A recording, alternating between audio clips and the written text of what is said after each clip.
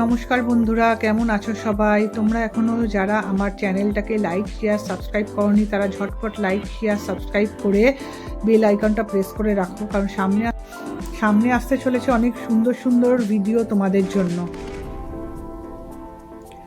আজকেও আমার ছুটি তোমরা জানো, তাই সকালবেলায় ঘুম থেকে উঠেই আমি চলে এসেছি আমার 4তলা ছাদ বাগানে।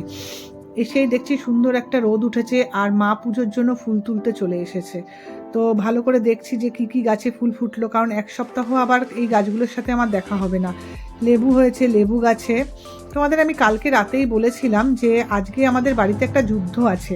যুদ্ধই বটে ওটাকে বলে, কারণ আজকে আমাদের বাড়িতে ডাবল সেলিব্রেশন আছে। তো ডাবল সেলিব্রেশনটা এই বাড়িতে হবে না, মানে আমার বাড়িতে হবে না, আমার দাদার বাড়িতে হবে। আমরা যাব দাদার বাড়িতে দুপুরবেলা। তো যে কারণে সেলিব্রেশন, তার একটা কারণ আমি তোমাদের এখনই বলছি। একটা কারণ হচ্ছে আজকে আমার জন্মদিন, আর দ্বিতীয় কারণটা আমি এখন তোমাদের বলবো না। দ্বিতীয় কারণটা যখন আমি দাদা বাড়িতে যাব তখন যেতে যেতে তোমাদের বলবো যে দ্বিতীয় কারণটা কি। তো এই সব কিছু মিলিয়ে আজকে বৌদি বলেছিল সকাল থেকেই আমাদের ওই বাড়িতে যেতে, কিন্তু যেহেতু আজকে আমার জন্মদিন তো মা বললো যে না, সকালবেলা এখানে একটু ব্রেকফাস্ট আর লাঞ্চ করে তারপরে আমরা বেরোবো। যদিও আমি মাকে বলেছিলাম যে আজকেও কালকের মতো একেবারে ব্রাঞ্চ করে ফেলো, কিন্তু মা রাজি হয়নি। মা বললো যে না, আজকের দিনে অন্তত ব্রাঞ্চ করা যাবে না, আজকে ব্রেকফাস্ট আর লাঞ্চ একসাথে আলাদা আলাদা করে করতে হবে।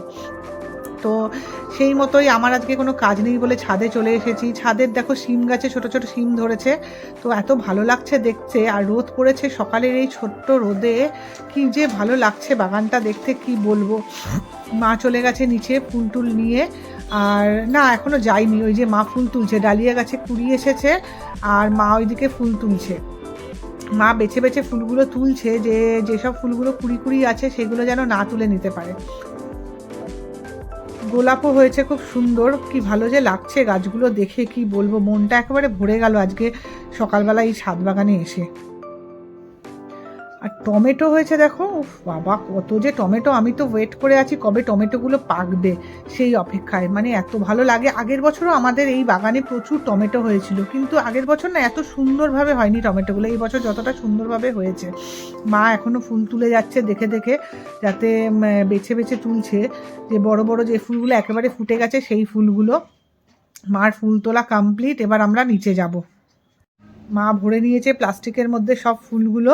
কিছু ফুল আবার নিচে পিসিদের ঘরে দেওয়ার জন্য রেখে দিয়েছে। চলো তাহলে নিচে যাই, পরে আবার দেখা হচ্ছে তোমাদের সাথে।